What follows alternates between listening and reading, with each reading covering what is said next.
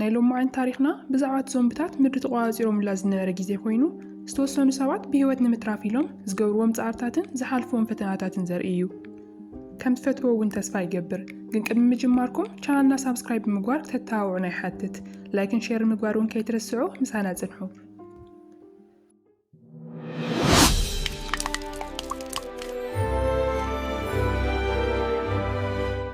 ፊልምና ዝጅምር ሓደ ሓኪም ምስ ሓንቲ ነርስ እናተዛረበን ከሎ እዩ።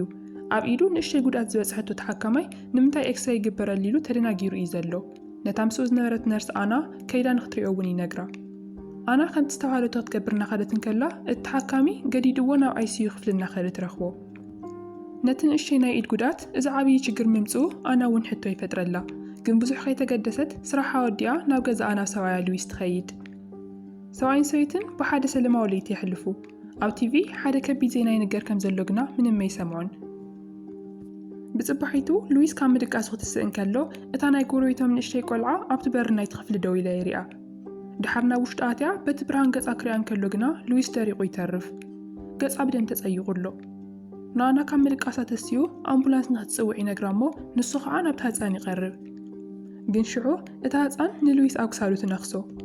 ኣና ተደናጊፃ ነታ ህፃን ደፊኣ ካብቲ ክፍሊ ተውፅኣ እሞ ነቲ በሪ ከዓ ተዓጾ። ናብ ሉዊስ ተመሊሳ እቲ ዝደሚ ዝነበረ ክሳዱ ብድማይ ንኸቋርፅ ትሕግዞ። ግን ብዙሕ ከይፀንሐ ሉዊስ ምትንፋስ የቋርፅ። ኣና ኣምቡላንስ ንምፅዋዕ ስልኪ ክትድውል ትሙክር፣ ግን እቲ መስመር ኩሉ ከም ዝተተሓዘ ይነግርዋ። ኣብቲ ሰዓት እታ ብደገ በሪ ተዓፅያ ዝነበረት ህፃን ነቲ በሪ ክትሰብሮ ትሙክረላ። ሉዊስ እውን እንደገና ተላዒሉ ንኣና ክቐርብ ይሙክር። ግን ሕዚ ሰብ ዘይኮነስ ዞምቢ እዩ ኮይኑ ዘሎ። ዘሊሉ ክነኽሳ ክብል ኣና እንድሕሪት ትደፍኦ እሞ ናብ ሻወር ተኣቲ። ነቲ በሪ ዓፅያ በቲ መስኮት ከተምልጥ ትፍትን፣ ግን እቲ መስኮት ብቐሊሉ ክክፈተላ ኣይከኣለን።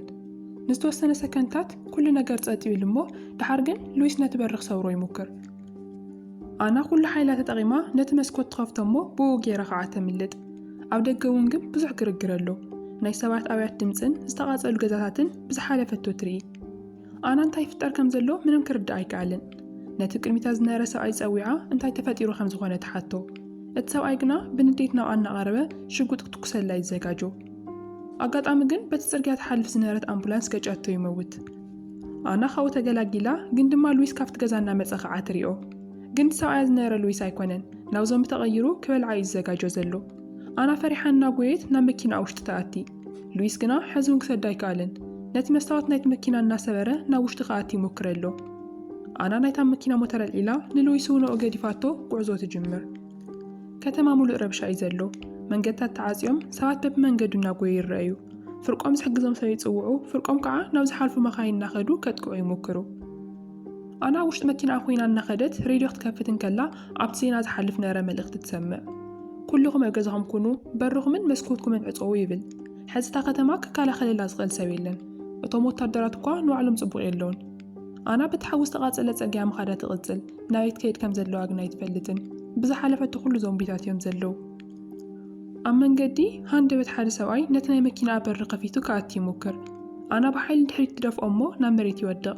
ግን ኣና እውን ምስኡ ክትበኣስን ከላ ሚዛና ስሒታ መኪና ኣምስኦም ትጋጮ። ሽዑ ዓርሳ ስሒታ ኣብ መኪና ውሽጢ ትድቅስ። ኣብቲ ሰዓት ዓለም ሙሉእ ክትረጋጋ ኣይከኣለትን። ከተማታት ይቃፀሉ ኣለዉ። ሆስፒታላት እውን በቶም ዞምቢታት ተወሪሮም እዮም። ዞምቢ የብሉን ዝበሃል ቦታ ዳርጋ ይነበረን። ድሕሪ ዝተወሰኑ ሰዓታት ኣና ካብ ምድቃሳት ነቅሕን ከላ ሓደ ፖሊስ ሽጉጡ ናብ ኣነጻጺሩ ትረኽቦ። ሽሙ ኬኒዝ ኮይኑ እንድሕር ዳኣ ሰብ ኮንኪ ዝኾነ ነገር ተዛረቢ ይብላ። ኣና ንእሽተይ ምስ ተዛረበት ኬኒዝ ዞምቢ ከም ዘይኮነ ተፈሊጡ ብሓደ ምጓዓዝ ይጅምሩ። ኣብ መንገዶም ካልኦት 3 ሰባት ይረኽቡ። ክልቲኦም ሽጉጥ ኣውፂኦም ክትኩሱ ተዘጋጅዮም ከለዉ ድሓር ግን ምዝራብ ምስ ጀመሩ ዞምቢታት ከም ዘይኮኑ ይፈልጡ። ኣብቲ ከተማ ዝነበሩ ኩሎም መውፅ መንገድታት በቶም ዞምቢታት ተዓፅዮም እዮም። ሽዑቶም ጉጅለ ብሓደ ኮይኖም ሓደ ውሳነ ይወስኑ። ናብቲ ናይ ዕዳጋ ሞል ከይዶም ኣብኡ ንክሕብኡ፣ ኣብ ውሽጢ ሰላም ክረኽቡ ተስፋ ገይሮም ነቲ ማዕፆ ክሰብርዎ እውን ይፍትኑ። ግን እቲ በሪ ምኽፋት ኣብዎም እናተቓለሱን ከለዉ ብዙሓት ዞምቢታት እዮምዎም ንኣቶም ተኣኪቦም ይመፁ። ሽዑ ኬኔዝ መማረፂ ከም ዘይብሎም ሪኡ ነቲ በሪ ተኩሱ ይሰብሮ። ኩሎም ናብ ውሽጢ ኣትዮም ክዓፅዎ ክብሉ ግና ሓደ ዞምቢ መፂኡ ነቲ በሪ ይሕዞ። ኬኔዝ ብእግሩ ደፊኡ ነቲ ማዕፆ ይዓፅዎ እሞ ንእሽተይ ዕረፍቲ ይረኽቡ። ኣብ ውሽጢ መብራህቲ ብሪሆም ስልኪ ክድውሉ ይምክሩ ኣለዉ፣ ግን ምንም ዝተርሐሎም የለን። ናብ ማእኸል እቲ ሞል ዝነበረ ኣዳራሽ ምስ ኣተዉ ኣና ኢዳ ትሕፀብ፣ ካልኦቶም ከዓ እናዞሩ እቲ ቦታ ይርእይዎ። እትዋና በሪ ከም ዝተዓጽወም ሰረጋገጹ ኣንድሬን ማይክልን ድማ ካልኦት በርታት ቼክ ክገብሩ ይኸዱ። ኣንድሬን እናዘረን ከሎ ሃንደበት ሓደ ዞምቢ በቲ መስታወት ድሕሪት ይርኢ፣ ግን እቲ መስታወት ጠንካራ ስለ ዝነበረ ክሰብሮ ኣይከኣልን። ማይክል ድማ ሓደ ጌም መጻወቲ ዕንፀይቲ ሒዙ ቀስ እናበለ ይኸይድ ኣሎ። ሃንደበት ግና ሓደ ዞምቢ መጺኡ ብድሕሪት ዘሊሉ የጥቅዖ። ማይክል ዓርሱ ንምክልኻል ኣብ ባእስን ከለው እቲ መከላኸሊ ኢሉ ዝሓዙ ዕንፀይቲ ይስበር። ሽዑ በቲ ስባር ገይሩ ናብ ክሳዱ እትወሉ እሞ እቲ ዞምቢ ከዓ ይመውት። በቲ ዋና ኣዳራሽ ከዓ ሓደ ዞምቢ መጺኡ ንኣንድሬ ሰበይቱ የጥቅዓ። ኬኔዝ ብፍጥነት ይትኩሰሉ። ሽዑ እቲ ዞምቢ ንዓኣ ገዲፉ ናብ ኬኔዝ ይመጽእ እሞ ብሓደ ተታሒዞም ናብ እቲ ማይ ይኣቱ። ኣብ መንጎ ዝባእሲ ኬኔዝ ኢዱ ይውቃዕ፣ ግን ድማ ምባእሱ እውን ኣይቋረፀን። ሽዑ ኣና ነቲ ናይ ኬኔዝ ሽጉጥ ኣልዒላ ነቲ ዞምቢ ትትኩሰሉ። ሙጉይ ዝኸውን ግዜ እውን ስለ ዝረኸቡ ኩሎም ብፍጥነት ናብቲ ኤሌቬተር ይኣትዉ። ድሓር ኣብ ላዕሊ ወፂኦም ነቲ በር ናይ ኤሌቬተር ካፍትዎን ከሎ ግና 3 ፖላዊስ ሽጉጥ ሒዞም ይጸንሕዎም። እዚ ህንፃ ናትና እዩ ካብ ዝውፁ እውን ይብልዎም። ናይ ንኣና ጉጅለ ግን ወፂኦም ዝኸድዎ ቦታ ስለ ዘይብሎም ክሰምዕዎም ኣይከኣሉን። ድሕሪ ዝተወሰነ ክርክር ኣና እውን ክጸንሑ ክፈቕደሎም ተኣምኖም። እቶም ፖላዊስ እውን ንክጸንሑ ይፈቕድሎም እሞ ግን ቅድሚኡ ሽጉጦም ኩሉ ይምንጥልዎም። ሽዑ ኩሎም ተኣኪቦም ዜና ይርእዩ። ዓለም ብምልእታ ጽቡቕ የላን፣ ግን ሓደ ዞምቢታት ዘይብሉ ፎርት ፓስተር ዝበሃል ቦታ ኣሎ። ናብኡ ክከዱ እንተኽኢሎም ህይወቶም ከትርፉ ከም ዝኽእሉ ይሰምዑ። እዚ ቦታ ንኬኔዝ ሓውስ ዝሰርሐሉ ቦታ እዩ። ሕዚ ዘለዎም መማረፂ ናብኡ ክከዱ ዝኽእል መንገዲ ምእላሽ ብቻ እዩ። ኣንድሬ ድማ ነታ ነፍሰ ጡር ዘላ ሰበይቲ ሒዝዋ ናብ መሕፀቢ ክፍሊ ኣቲ። ኣብ ኢዳ ንእሽተይ ንካስ ግና ነይርዋ፣ ግን ዓብይ ነገር ኢሉ ስለዘይሓሰበ ሸለሊሉ ይገድፎ። ኣና ድማ ነርስ ስለዝኾነት ናይ ሕክምና ኣቑሑት ኣልሻ ናይ ኬኔዝ ቁስሊ ትሕክመሉ። ማይክል ድማ ኣብ ላዕሊ እቲ ህንፃ ሓገዝ ዝፅውዕ ምልክት ክገብሩ ሓሳብ ይቐርብ። ምናልባት ተድሕኖም ትኽእል ሄሊኮፕተር እንተመፀት ኢሉ እዩ ነይሩ። ኣብ ታሕቲ እቲ ህንፃ ድማ ሓደ ዞምቢ ኣብቲ ማይ ኮይኑ ይርእይዎ። ነቶም ፖላዊስ ናይ ቀደም ዓርኮም እዩ ነይሩ፣ ግን ሕዚ ሰብ ስለዘይኮነ ኣብ ርእሱ ተኩሶም ይቐትልዎ። ሽዑ ፍርቆም ናይቶም ጉጅለ ነቶም ዝሞቱ ዞምቢታት ካብቲ ህንፃ ክወርዎም እንከለው ፍርቆም ድማ SOS ኢሎም ብዓብዪ ፍትላዕሊ ህንፃ ይጽሕፉ። ኣብ ላዕሊ እቲ ህንፃ ኮይንካ እቲ ከተማ ሙሉእ እዩ ዝረአ ነይሩ። ካብ ዞምቢታት ወፃኢ ግና ካሊእ ዝንቀሳቐስ ፍጡር ኣይነበረን። ሃንደበት ግና ካብ ርሑቕ ዝመጽእ ናይ ሽጉጥ ድምፂ ይሰምዑ። በቲ መርኣይ ገይሮም ክሪኡ እንከለው ሓደ ሰብ ኣብ ህንፃ ላዕሊ ኮይኑ ይጽውዖም እዩ ዘሎ። ኤንዲ ይበሃል። በይነ እየ ዘለኹ ዝብል ዓብዪ ጽሑፍ ጽሒፉ የርእዮም። ቀፂሉ ነታ ብላዕሊ ትኸይድ ዝነበረት ሄሊኮፕተር የመላኽቶም። ኩሎም ቶም ጉጅለ ነታ ሄሊኮፕተር ንምጽዋዕ ኢዶም ከንቀሳቕሱ እንከለው እታ ሄሊኮፕተር ግና ከይረኣየቶም ገዲፋቶም ትኸይድ። ምሸት ምስ ኮነ እቶም ፖላዊስ ነቲ ምግቢ ዝነበሮ ክፍሊ ይዓጽዎ። ማንም ብዘይናቶም ፍቓድ ክበልዕ ዝደለዩ ይመስሉን። ማይክል ኣብቲ ሓቢኦም ምጽናሕ መማረፂ ከም ዘይኮነ ይዛረብ፣ ምክንያቱ ከድሕኖም ዝኽእል ሰብ የለን ኢሉ ተስፋ ቆሪጹ እዩ። ኣንድሬ ድማ እታ ናይ ዓንተዊ ሄሊኮፕተር ተመሊሳ ከም ትመጽእ እዩ ዝኣምን። ኬኔዝ ከዓ ኣብቲ ፎርት ፓስተር ዝሰርሕ ሓውን እናሓሰበ ዝገበረ ገይሩ ክረኽቦ ከም ዘለዎ ይዛረብ። ብጽባሒቲ ንግሆ ናይቲ ህንፃ መብራህትን ቲቪታትን ባዕሎም ይበርሁ። ኩሎም ካብ ድቃሶም ነቂሖም ቲቪ ክሪኡ እንከለው ግና እቲ ሲግናል ይሰርሕ የለን። ካብቶም ፖላዊስ ሓደ ነቲ መቋፀሪ ክሪኦ ኢሉ እናኸደ እንከሎ ንኣና ይረኽባ። ካብቲ ዓፅሙሉ ዘለዎ ክፍሊ ሓደ ግዜ ንኸውፅኦም እውን ተሓቶ። ቴሪን ክትወፅእ ፈቒድላ ናብቲ መቋፀሪ ክፍሊ ይኸይድ። ነቲ መብራህቲ ጥፊኡ እውን ነቶም ካሜራታት ክሪኦም ይጅምር። እቲ ናይ ደገ ካሜራ ምስ ረኣዮ በተለይ ሓደ መደንገፂ ነገር ይፍጠር። ሓንቲ ዓባይ መኪና ናብቲ ዘለዎ ህንፃ ገፅ ትመፅእ ኣላ። ቴሪዝ ምስ ረኣየ ንኩሎም ከይዱ ይነግሮም እሞ ኩሎም ናብ ላዕሊ ይወፁ። ሕዚ እውን ግን ኣብ መንጎም ዓብዪ ክርክር ይለዓል። ኣና ነቶም መኪና ዘለዎ ሰባት ክሕግዝዎም ከም ዘለዎም ትዛረብ። እቶም ፖላዊስ ግና ሕዚ ንማንም ከኣምኑ ከም ዘይብሎም እዮም ዝዛረቡ። እቲ ሳልሳዮም ቴሪ ግን ምስኦም ኣይተስማዕምዐን። ኣብ መንጎ መፈላላይ ከም ዝተፈጠረ ሪኦም ማይክልን ኬኔዝን ኣዘንጊዖም ሽጉጦም ይምንጥልዎም። ንኽልቲኦም ኣብ ሓደ ክፍሊ እውን ይዓጽውዎም። ኣናን ሉዳን ድማ ኣብ ወረቐት ምልክት ጽሒፈን እታ መኪና በቲ ናይ ድሕሪት በሪ ንኽትመጽእ የመላኽትኦም። ሃንደበት ግና እታ መኪና ናብ መንደቕ ትጋጮ እሞ ኣብቲ በሪ ከይበጽሑ ይተርፉ። ማይክልን ኣንድሬን ሽጉጥ ሒዞም ናብ ደገ ይወፁ እሞ ነቶም ዞምቢታት እናተኮሱሎም ነቶም መኪና ዘለዉ ክከላኸሉሎም ይጅምሩ። ብዙሓት ዞምቢታት ምስ ተቐተሉ ድሓር ግን ጥይት ወዲኦም ተመሊሶም ናብ ውሽጢ ክኣትዉ ይግደዱ። እቶም መኪና ዝነበሩ እውን ህይወቶም ይትርፉሎም። ግን ናብ መንደቕ ተጋጭዮም ስለ ዝነበሩ ካብኣቶም ሓንቲ ኣብ ሕማቕ ኩነታት ነይራ። ብተሽከርካሪ ወንበር ገይሮም እውን ንሓደ ክፍሊ ይወስድዋ። ኣብቲ ሰዓት ኬኔዝ ሓደ ሓሳብ ይመፀሉ። በቲ ዓባይ መኪና ገይሮም ናብቲ ሰላም ዝተባሃለ ፎርት ፓስተር ቦታ ንኽከዱ። ስቲቨን ኖርማንን ግና ኣብቲ ቦታ ከም ዝነበሩን ሕዚ በቶም ዞምቢታት ከም ዝተወረረን ይነግርዎ። ኬኔዝ ተናዲዱ ናብ ላዕሊ ህንፃ ይወፅእ እሞ ምስ ኤንዲ ብጽሑፍ ክዘራረቡ ይጀምሩ። ኬኔዝ ፎርት ፓስተር ከም ዝተወረረን ሓዚ ከልሕኖም ዝኽእል ቦታ ከም ዘየለን ንኤንዲ ይነግሮ። ኤንዲ ግና ሓደ ቀልዲ ጽሒፉ ምስ መለሰሉ ኬኔዝ ፍሽኽ ይብል፣ ተስፋ እውን ከበር ይጅምር። ኣና ድማ ናይቶም ዝተጎድኡ ሰባት ቁስሎም ክትሕክመሎም ትምክረላ። ቴሪ ከዓ ነታ ተወቂዓ ዘላ ሰበይቲ ይከታተል ኣሎ፣ ግን ብዙሕ ከይጸንሐት ምትንፋስ ተቋርጽ።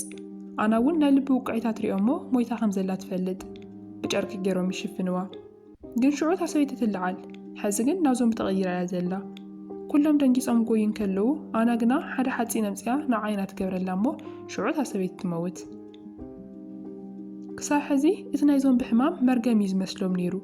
ኣና ግና እቶም ዞምቢ ተነኺሶምኻ ብቻ ናብ ዞምቢ ከም ትቕየር ተረድኦም። እቶም ዞምቢ ድሕሪ ነኺሶምኻ መጀመርያ ትመውት እሞ ድሓር ዞምቢ ኮይንካ ትለዓል ትብሎም። ሽዑ ካብቶም ብመኪና ዝመፁ ሰባት ፍራንክ እውን ተነኺሱ ከም ዝነበረ ይፈልጡ። ሕዚ ንሱ እውን ናብ ዞምቢ ምቕያሩ ይተርፎን እውን ይብሉ። ኣና ኣብ ሓደ ክፍሊ ንበይኑ ተዓፅዩ ንኽቕመጥ ሓሳብ ተቐርብ። ማይክልን ኬኔዝን ግና ሕዚ ሰብን ከሎ ክቀትልዎ ከም ዘለዎም ይውስኑ።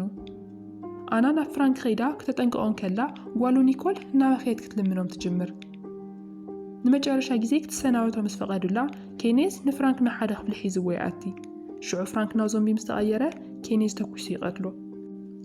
ኣብቲ ህንጻ ተሓፂኦም መዓልታት ይሓልፉ። ኩሎም ናይ ባዕሎም ስራሕ እናሰርሑ ግዜ ክሕልፉ ይምክሩ። ኬኔዝ ምስቲ ብርሖ ዘሎ ዓርኩ ቼዝ ይጫወት፣ ንምርዳእ ከዓ ብዓብዪ ጽሑፍ ይጥቀሙ። ሲጄን ባርትን ኣብ ክፍሎም ኮይኖም ካርታ ይፃወቱ። ኣናን ማይክልን ብሓደ ኮይኖም ፊልም ይርዩ። ቴሪን ኒኮልን ከዓ ኣብ ላዕሊ ህንጻ ኮይኖም ከዋኽብቲ ይርዩ። ስቲቭ ድማ ጎልፍ እናተፃወተ ናብቶም ዞምቢታት ርእሶም እናደርበየሎም ይውዕል። ኣብ ደገ እቲ ህንጻ ግና ናይቶም ዞምቢታት ቁፅሪ መዓልታዊ እናወሰኸ እዩ ዝመጽእ ዘሎ። ሓደ ምሸት ኩሎም ተኣኪቦም ድራር እናበልዑን ከለዉ ብዛዕባ ናይ ቀደም ህይወቶም ከዋግዑ ይጅምሩ። ሃንደበት ግና እቲ መብራት ናይቲ ህንጻ ይጠፍእ። ኣብቲ ሰዓት ኣንድሬ እናጎየየ ናብታ ነፍሲ ጾር ሰበይቱ ይኸይድ። ንመዓልታት ሓሚማ እያ ነይራ። ንምክልኻል ኢሉ እውን ኢዳን እግራን ብገመድ ናብቲ ዓራት ይኣስራ። ካልኦት ኣርባዕተ ኮይኖም ከዓ ናብ ጀኔሬተር ዝነበሮ ክፍሊ ይኸዱ፣ ግን ኣብቲ መንደቕ ዝተጸይቐ ደም ይረኽቡ። ኣብቲ ጸልማት ዝኾነ ነገር ክንቀሳቐሱ እውን ይርዩ። ኩሎም ክበኣሱ ተዘጋጅዮም እንከለዉ ድሓር ግና ከልቢ ኮይኑ ይረኽብዎ። ማይክል ነቲ ከልቢ ጸዊዑ ክሪኦም ከሎ ተረጋጊዑ እዩ ነይሩ። ድሓር ግን ሃንደበት ብድሕሪት ሓደ ዞምቢ መፅኡ የጥቅዖም። ንባርት ከዓ ክሳዱ ይነኽሶ። ኩሎም ህይወቶም ከድሕኑ ክጎዩ እንከለዉ ባርት ግና ወይ ይተርፍ። እቶም ዞምቢታት ቀዲሞም ሒዞም ይበልዕዎ። ማይክልን ኬኔዝን ድማ ነቲ በሪ ከፊቶም እቶም ምስኦም ዝነበሩ ንሃምልጡ ይሕግዝዎም። ሽዑ ምስ ኣተዉ ነቲ በሪ መሊሶም ይዓጽውዎ። ሕዚ እውን ግን እቶም ዞምቢታት ተኣኪቦም ኣብቲ መእተዊ እዮም ዘለዉ። ፍርቆም እንደውም ብላዕሊ ክድይቡ ይምክሩ ኣለዉ። ኬኔዝ ክንድስካኣሎ ተኩሱ ከውድቖም እናሞከረን ከሎ ጥይቱ ክውድእ ይጅምር። ሽዑ ማይክል ካብ ውሽጢ ነዳዲ የምፅእ እሞ ናብቲ መእተዊ ገጽ ይደፍኦ። ካውሌተር ገይሩ ሓዊ የልዕል። ኩሎም እቶም ዞምቢታት ከዓ ይሞቱ። ብኻሊእ ገጽ ኣንድሬ ምስ ሰበይቱን ከሎ ሉዳ ናይ መጨረሻ ትንፋሳት ትንፍስ። ንመጨረሻ ግዜ ስዒምዋ ክኸይድ ክብል እቲ ከብዳ ዝነበረ ህፃን ክንቀሳቐስ ይርኢ። ሉዳ ዓይና ከፊታ ናብ ዞምቢ ምስ ተቐየረት ኣንድሬ ፈሪሑ ንድሕሪት ይርሕቕ። ድሓር ግን ተረጋጊዑ ቀሪቡ መጀመርያ ከይትነኽሶ ኣፋ ይኣስራ። ድሓር ንክትወልድ ይሕግዛ እሞ ህፃን ወዱ ኢዱ ይሕዝ። ኣብ መንጎ እዚ ኖርማ ናብ ውሽጢ ክትኣትን ከላ ሉዳ ናብ ዞምቢ ተቐይራ፣ ኣንድሬ ድማ ነቲ ሓድሽ ህፃን ሒዙ ትሪኦ። ኖርማ ምንም ግዜ ከየጥፈት ሽጉጥ ኣውፅያ ንሉዳ ትቐትላ። ኣንድሬ ተናዲዱ ሽጉጥ የውፅእ እሞ ንኖርማ ይትኩሰላ። ኖርማ እውን መሊሳ ትኩሰሉ። ኣብ መወዳእታ ክልቲኦም ይወድቁ። እቲ ናይ ሽጉጥ ድምፂ ሰሚዖም ኩሎም እናጎዩ ክመፁን ከለዉ ኖርማ ብሂወት ነይራ፣ ግን ከኣፋ ብዙሕ ደም ይፈስ ኣሎ። ሙማታ ከም ዘይተርፉን ፍሉጥ እዩ ነይሩ። ብድሕሪኡ ቀፂሎም ናብቲ ኣንድሬ ሓቂፍዎ ዝነበረ ህፃን ይኸዱ። ቀሊዖም ክሪእዎን ከለዉ ግና እቲ ህፃን እውን ናብ ዞምቢ ተቐይሩ ነይሩ እዩ። መማረፅ ስለ ዘይነበሮም ደስን ከይበሎም ተኩሶም ይቐትልዎ። ብድሕሪ እዚ ናይቶም ዝሞቱ ሬሳ ናብ ደገ ውፅኦም እቲ ጀኔሬተር እውን ይዕርይዎ። ኬኔዝ በዚ መሪርዎ ኣብዚ ኮይንካ ሞት ምፅባይ ካብ ሞት ዝገደደ እዩ ይብሎም። ኣና እውን ኣብኡ ኮይና ክትመውት ከም ዘይትደሊ ትዛረብ። ሽዑ ማይክል ሓደ ሓሳብ የምፅእ። ኣብ ታሕቲ እቲ ህንፃ ክልተ ዓበይቲ መኻይን ኣለዋ። ንዕአን ክዕርይወን ተኽኢሎም ካብ ዝኸምልጡ ከም ዝኽእሉ ይነግሮም። እዞም ብዘይብሉ መሬት ክረኽቡ ዝኽእሉ እውን ካብቲ ከተማ ወፂኦም ኣብ ደሴት ከም ዝኾነ ይውስኑ። ሽዑ ኩሎም ነተን መኻይን ምፅጋን ይጅምሩ። ናይ ብሓቂ ናይ ምንባር ተስፋ ሒዞም ለይትን ቀትሪን ይሰርሑ። ግን ካብቲ ቦታ ክወፁ እንከለዉ ነቲ ብርሑቕ ዘሎ ዓርኮም ኤንዲ እውን ክማልእዎ ከም ዘለዎም ወሲኖም እዮም። ብፅባሒቱ ኬኔዝ ነቲ ዝተስማዕምዕዎ ኣብ ወረቐት ጽሒፉ ንኤንዲ ይነግሮ። ንኤንዲ መልሲ ግና ከም ዝጠመዮ እዩ ነይሩ። ኤንዲ ንመዓልታት ምግቢ ስለ ዘይበልዐ እናተዳኸመ ይመፅእ። شعوتهم قجلة مقو خسدوا لهم زلوهم يوسنو تزي كوينو كسابتو زوصلو معالتي بيوت زيكس أنحي خيليو حزي كمي جيروم تمقو خسدوا لهم زلوهم يمزحاسو زلو شعو زومبيتات نخلو خان زيتكو عيفلتو بتخلو جيرومون مقو يلو قلو اتخلبي بتوم زومبيتات ماخل كخينن كالو منم كيكون يحلف دحار اندي نت مقو خاتي اتبرق خافتون كالوغنا ستوسنو زومبيتات إيدوم يتولو اندي خندز قالو توكو يسرحو أمو نتبروني عزو جن كيرايو قدمو تنخيسو نيرويو قرو تانيحو بريديو ملغتي سدلهم بتوم زومبيتات تنخيسا ييولهم نيكول مسامعت تلعي لاغاب تنسات وزن نمان نمكي سامعت كالوان مدحان نابنا اين تنسات خيد أما إيد زومبي كيوموان كلو بدفرت كابت مكينات ورد بتو معرختا بتريديو دنسان ناسمعو يكاتل وايم زلو اندي ون ناوزون بتغير يريور لو يوم شعوت سنورم تسفان دقنا هصل متي جمر اندي كاب حزي أولا على خصان نحسا زيولو ناوتوم زومبيتات كحوس كاب تنس يورد نيكول دما كالوان مدحان عبتين زلو هنس يازلا نخيري أول بزغالو تمت أن تحبالا بتوم قجل لقنا إذن نهرايو سوقولي كالون كيدوم كدحنوا يوسنو مو أقرا من قدوم كعا كابنا اندي هنسا بزح شقوطات حيزو من همت يوسنو كابتن صام سوصو استيفو خوينو برن خلي يززو كالوتم غنا نفس ارغا يوزو غنف سكنتات وشتي بزحات زومبيتات ناوم غص يمصو እና ተኮሱ ዓርሶም ክከላኸሉ ይምክሩ ድሓር ግን ሓደ ዞምቢ ናይ ኬኔ ሽጉጥ ይሕዘሉ ኩሎም ናብታ መኪና ኣትዮም ናብቲ ናይ ኤንዲ ህንፃ ጉዕዞ ይጅምሩ ናብ ውሽጢ ኣትዮም እውን ነቲ በሪ ይዓጽዎ ሽዑ ክንዲ ዝኸኣልዎ ሽጉጥን ተተኮስትን ይሕዙ ዝኸኣልዎ ኩሉ ሒዞም ኣብ ቅድሚቶም ግና ኤንዲ ናብ ዞምቢ ተቐይሩ ነቲ ማዕጾ ከፍቶ ክባስ ይርይዎ ኬኔ ዝምስራየ ካብ ልቡ ይሓዝን እሞ ነቲ ናይ ቀደም ዓርኩ ይቅርታ ኢሉ ነዚ ይትኩሰሉ حزي نيكول ون سلازرخوا كمي كيرم كملسو خم زلوهم يمزحاسو زلو سيجينا بلعل ديو حال نلاد زحازة تانكر يسدلهم صنيحو نت تانكر كتكسلون كلو يقاصلمو حد عبي حوي يفدر شعوتهم زومبيتات تغرتهم نفتحو مسكورو اتوم غجلون تاكيوم يملتو